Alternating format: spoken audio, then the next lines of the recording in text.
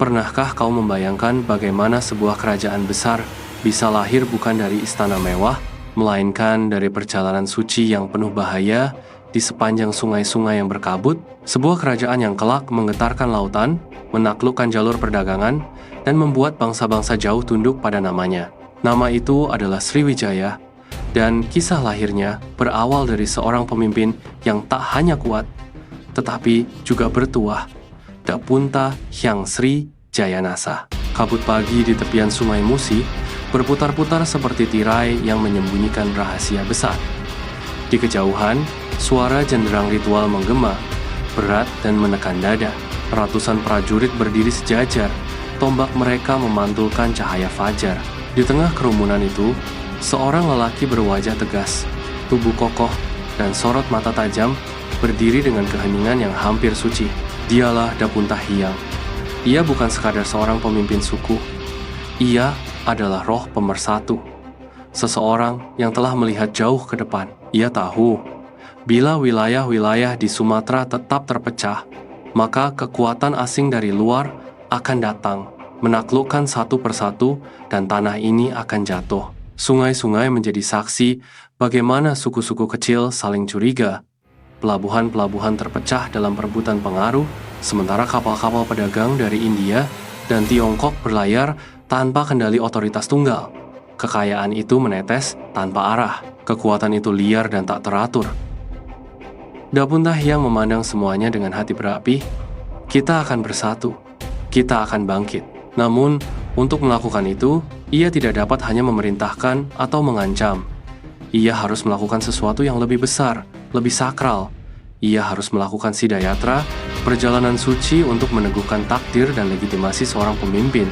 Pada pagi itu, Dapunta Hyang mengangkat kedua tangannya, memanggil diam seisi lembah. "Wahai mereka yang berjalan bersamaku," ujarnya. Suaranya mengalun seperti gemuruh halilintar yang ditahan. "Kita melangkah bukan hanya untuk menaklukkan tanah. Kita melangkah untuk menaklukkan nasib kita sendiri." Riuh suara prajurit meledak bagai ombak menghantam karang. Mereka bukan sekadar pasukan, mereka adalah pejalan takdir. Dengan perahu-perahu panjang, mereka berangkat dari Minangkabau, membawa perbekalan, senjata, dan keyakinan. Sungai-sungai menjadi jalan mereka, hutan dan hutan menjadi dinding yang mengintai. Badai, arus, dan binatang liar adalah musuh yang tak terlihat. Namun lebih menakutkan dari itu semua adalah ketidakpastian. Malam-malam, selama perjalanan dipenuhi bisikan ombak yang mengiris hati. Lampu-lampu obor di atas perahu bergoyang ditiup angin, seperti nyala lilin yang siap padam kapan saja. Beberapa prajurit mulai meragukan perjalanan itu. "Bagaimana jika ini sia-sia?" bisik salah satu dari mereka. "Bagaimana jika para dewa tidak merestui kita?" Tapi, setiap kali keraguan mulai tumbuh, Dapunta Hyang berdiri di ujung perahu, menatap langit.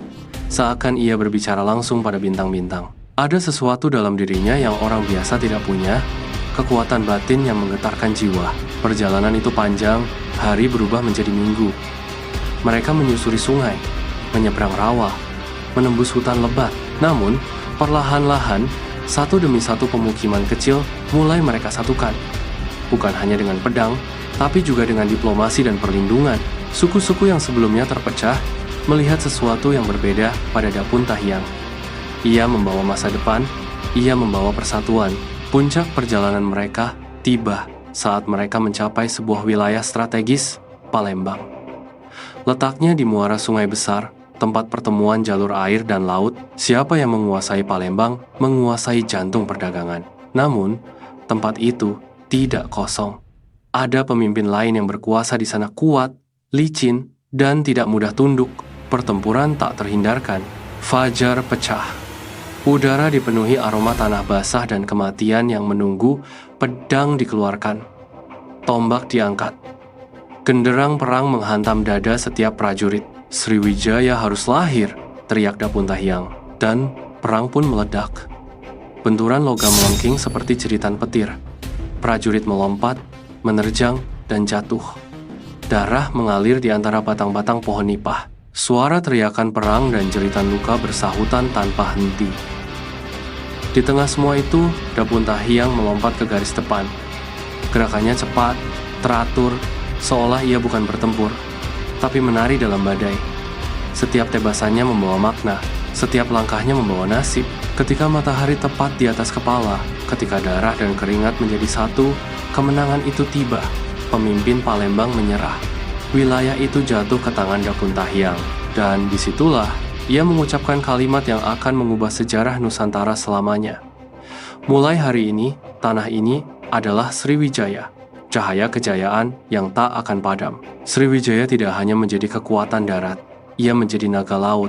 Kapal-kapalnya menguasai Selat Malaka. Pedagang India, Tiongkok, dan Arab tak dapat menghindari persinggahan dan pajak dari Sriwijaya. Sriwijaya menjadi pusat perdagangan internasional, dan lebih dari itu menjadi pusat pembelajaran agama Buddha. Catatan pendeta Tiongkok I Ching menggambarkan Sriwijaya sebagai tempat para biksu belajar ilmu keagamaan sebelum melanjutkan ke India. Di sana berdiri vihara-vihara megah, suara mantra mengalun dari pagi hingga malam. Sriwijaya bukan sekadar kerajaan. Ia adalah kebudayaan, kekuatan, keagungan, dan semuanya berawal dari seseorang yang berani bermimpi lebih jauh daripada batas dunia yang terlihat. Kini, bayangkanlah Sungai Musi pada malam hari. Bayangkan kabut tipis menyelimuti permukaan air. Bayangkan gema langkah kaki seorang pemimpin yang dulu mengubah sejarah. Dapuntahiang mungkin tidak hidup lagi dalam bentuk tubuh, tetapi nama dan semangatnya terukir di setiap gelombang yang menyentuh Palembang. Karena Sriwijaya bukan hanya kerajaan, Sriwijaya adalah perjalanan menuju kejayaan.